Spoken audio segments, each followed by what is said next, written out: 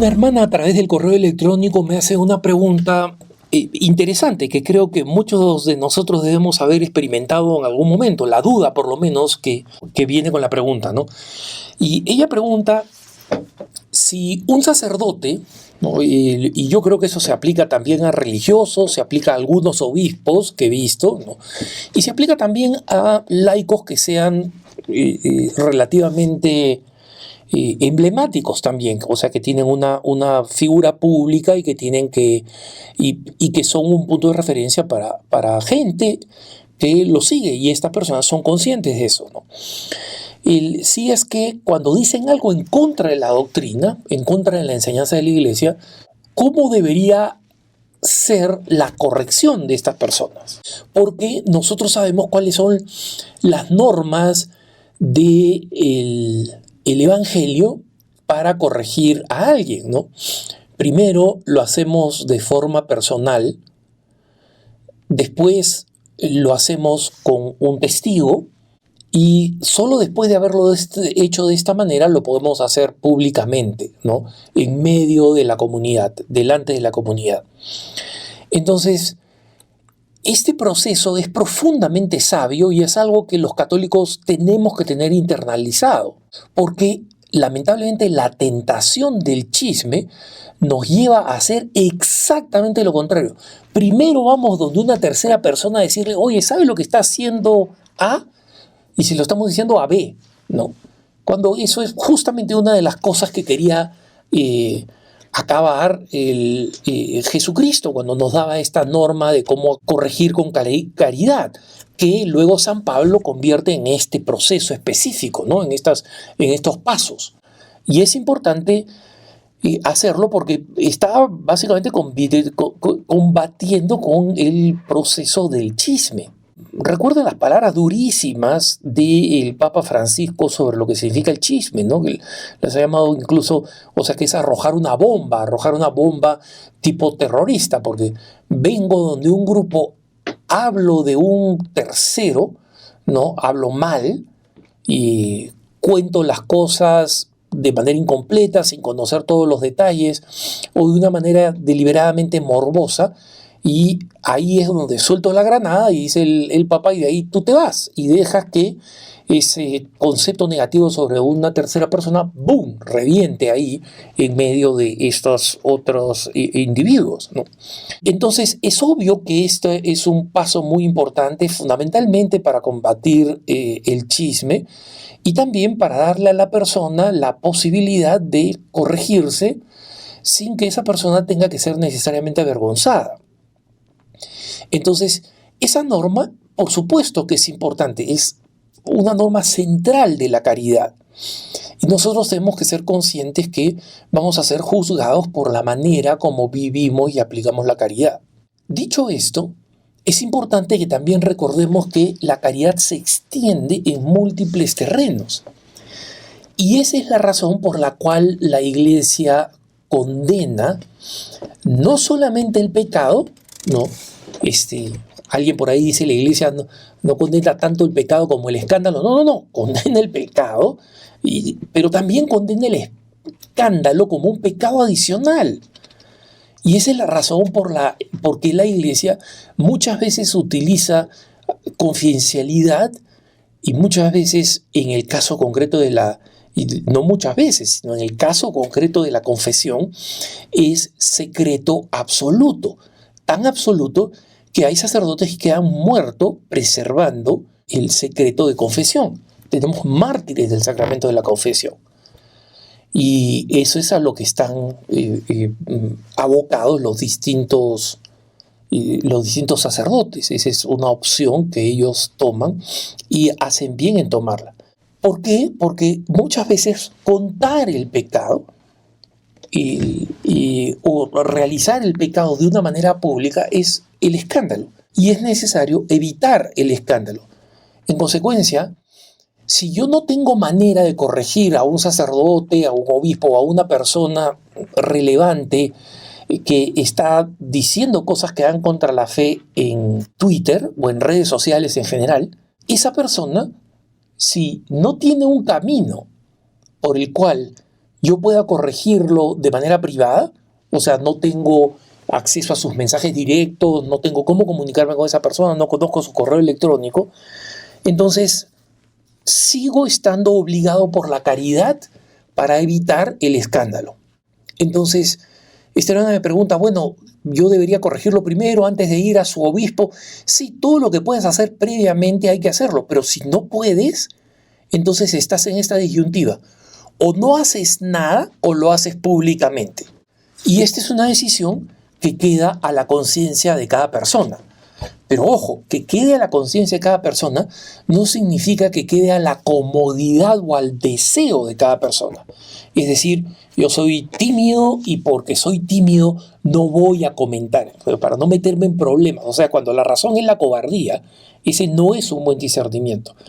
Y cuando la razón es la ira o la furia, no, a este le voy a caer encima, tampoco es un buen discernimiento. Entonces, como me decía un buen sacerdote, mira, no corrijas y procura no corregir mientras estés molesto. No corrijas cuando te moleste, corrige cuando te preocupe. No, es decir, esto me enoja, ya, muy bien. Serénate y discierne si lo que quieres hacer es porque te enoja o porque te preocupa, porque honestamente crees que está mal y es un mal ejemplo. Y eso va a llevar a que muchas veces vayamos en contra de nuestros gustos, que nuestro discernimiento no sea una decisión en base a mis gustos. Y en consecuencia que cuando yo decida, mejor no voy a escribir, es porque estoy viendo que eso no va a ayudar en nada, ¿no? O cuando diga, mejor voy a escribir, muchas veces significa vencer mi timidez o mi deseo de no entrar en controversias o en contradicciones. Entonces, es un discernimiento que hay que hacer, y es un discernimiento moral. Recuerden, múltiples veces he recordado qué cosa significa un discernimiento moral. Un discernimiento moral significa que no es indiferente, no es un discernimiento como el escoger si es que tomo leche o tomo café en la mañana, ¿no? O mezclo la leche con el café. No hay consecuencias morales usualmente en esa decisión.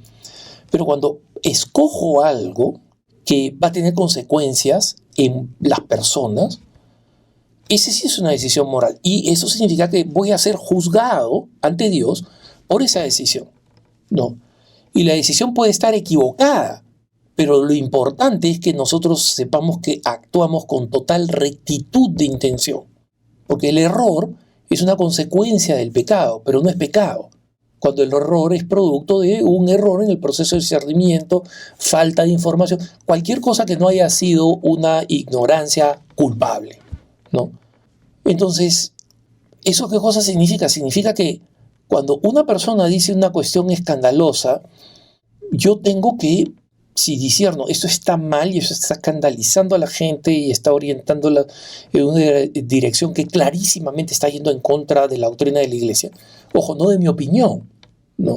Sino en contra de la doctrina de la Iglesia. Recientemente un obispo decía, mira, no está mal comulgar en la mano. Cuando ponemos la mano como norma en la Iglesia, o sea, la mano hábil debajo de la mano menos hábil y puesta como un altar, y para que nosotros de la manera más segura tomemos el cuerpo de Cristo y lo consumamos frente al sacerdote, eso está permitido. Hay personas que dicen, para mí eso es imposible, hay que comulgar en la mano, esto es completamente contrario a la reverencia frente a la Eucaristía. Es tu opinión, porque la Iglesia norma en un cierto sentido. Pero cuando un sacerdote dice, nosotros tenemos que dejar que las parejas homosexuales se casen y debemos aceptarlas como casadas dentro de la Iglesia, eso ya no es tu opinión, está en contra de la enseñanza de la Iglesia. Cuando decimos, deberíamos respetar el derecho de una mujer a decidir, entre comillas, cuando estamos implicando que debería ser moralmente aceptable que una mujer aborte, estamos yendo en contra de la doctrina de la Iglesia. Esa persona está yendo en contra de la doctrina de la Iglesia.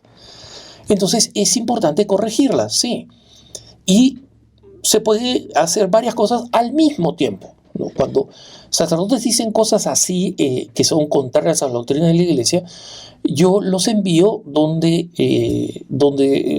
sus obispos, le reenvío el texto a sus obispos, ¿no? Y cuando lo hago, explico, ese es un texto escandaloso. En mi caso, cuando veo esto dicho por sacerdotes, normalmente son sacerdotes religiosos y en consecuencia dependen de un superior que usualmente les permite hacer lo que hacen, ¿no? Y no dependen de un obispo, ¿no? La mayoría de los sacerdotes diocesanos no los veo haciendo ese tipo de cosas, que hay excepciones, pero efectivamente yo creo que lo que veo en nuestro mundo, hermanos, en el mundo hispano, yo cuando veo el mundo católico de Twitter en inglés, veo que es bastante antagónico y que muchas veces a la gente se le pasa la mano. En el mundo hispano a la gente se le queda la mano. Cuando hay que criticar a un personaje que está atacando a un católico, por ejemplo, o sea, no veo a nadie que retuitee o que apoye o que comente. Todo el mundo se muere de miedo, ¿no? Yo publico un tuit piadoso y todo el mundo lo retuitea y lo copia y le pone like, ¿no? Entonces está muy bien, yo no digo que no está mal, precisamente pongo un tuit piadoso porque mi tarea también es edificar, construir y mostrar la belleza de nuestra fe. Pero no deja de asombrarme el temor que la gente tiene a entrar a temas controversiales, ahí donde tenemos que combatir el error y promover la verdad. Entonces, puede haber personas que tienen temor de que se les pase la mano, de fallar contra la caridad. Muy bien, pero hermanos, la caridad es también proclamar la verdad. Proclamarlo de la manera adecuada, no necesariamente de una manera ofensiva. Pero proclamar la verdad siempre significa decir algo duro. En la mayoría de los casos es cuando alguien dice una cosa, decirle, no, esto está mal. Y en muchos casos, cuando se dicen cosas completamente abusivas, completamente contrarias para la doctrina, no hay manera de decir la verdad sin que sea de una manera dura, porque es absolutamente contraria a lo que la otra persona está diciendo. Y a nadie le gusta que le contradigan, especialmente cuando es frontalmente.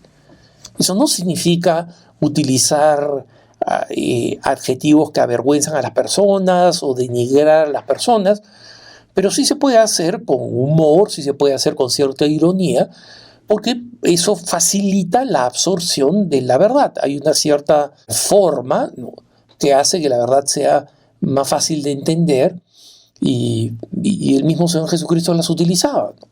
Entonces, sí, el camino de la caridad para la corrección fraterna está claro en nuestro Señor Jesucristo y en el método paulino, ¿no?, de San Pablo.